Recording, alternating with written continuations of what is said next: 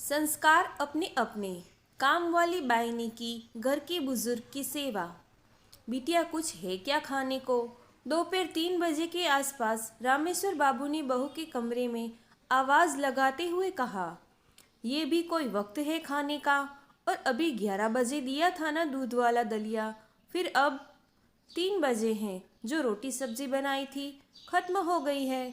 और आपको कोई काम तो है नहीं सिवाय खाना खाने के। रसोई है या कोई फैक्ट्री जो आपके लिए 24 घंटे चलती रहेगी? जाइए, शाम को देखेंगे, अभी मेरा फेवरेट सीरियल आ रहा है। कहते हुए बहू ने नजरें फिर से टीवी पर टिका दी।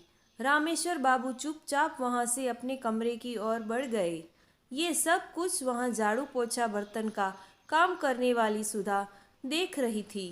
वह मन ही मन सोचने लगी कि कहने को तो इतना बड़ा बंगला है, बड़ी बड़ी गाड़ियां हैं, पैसा है, मगर इतने बड़े बंगले पैसे होने के बावजूद दिल बहुत छोटा है इनका, जो अपने घर के पिता तुल्य ससुर जी की सेवा नहीं कर सकते। कम से कम उन्हें भूखे पेट तो मत मारो। काश अगर मेरे ससुर जी होते तो मैं पिता की भांति उनकी सेवा करती।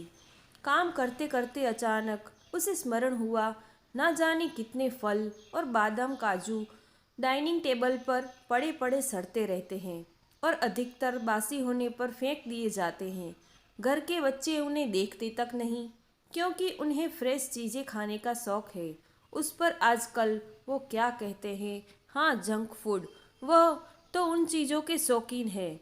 ये फल मेवे वह देखकर अनदेखा कर देते हैं।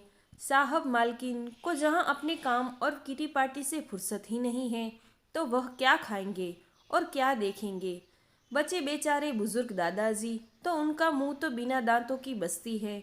उनकी दाल तो खिचड़ी दलिया से ही गल जा सकती है, तो वह क्या खाएंगे फल मेवे? तभी कुछ सोचते हुए सुधा का चेहरा खिल उठा। उसने एक मुट्ठी मेवा सिलबट्टे पर पीसे और जरा सी दूध में एक पके केले के साथ मसल कर बुजुर्ग रामेश्वर बाबू को पकड़ा दिए और बोली, बाबूजी चुपचाप खा लीजिए, आपको भूख लगी है ना? अब प्यासे को थोड़ा सा पानी मिल जाए तो वह अमृत समान होता है।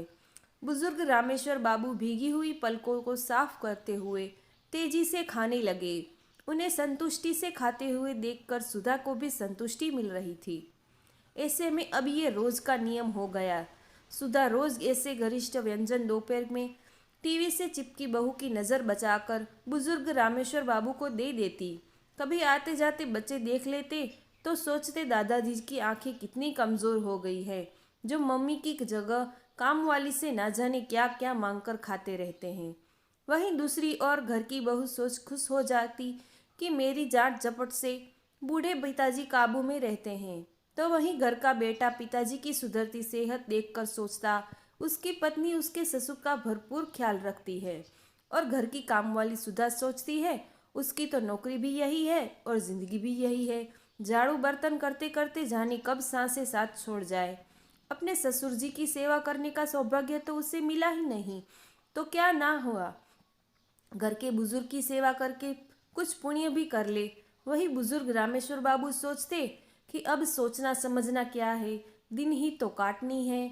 भूखे रह मरने से अच्छा आखिर वक्त से जो मेवा सेवा और सम्मान दे रहा है, ले लो। और वह अक्सर सुधा को आशीर्वाद देते हुए सोचते, अगले जन्म में भगवान मुझे अमीर बनाए, चाहे मत बनाना, बस बेटी देना, बहू देना, तो ऐसे सुलझे हुए संस्कारों वाली सुधा जैसी देना। आपको यह कहानी कैसी लगी हमें कमेंट करके ज़रूर बताएं। हमारे चैनल को लाइक करें, शेयर करें एंड सब्सक्राइब करें। Thank you.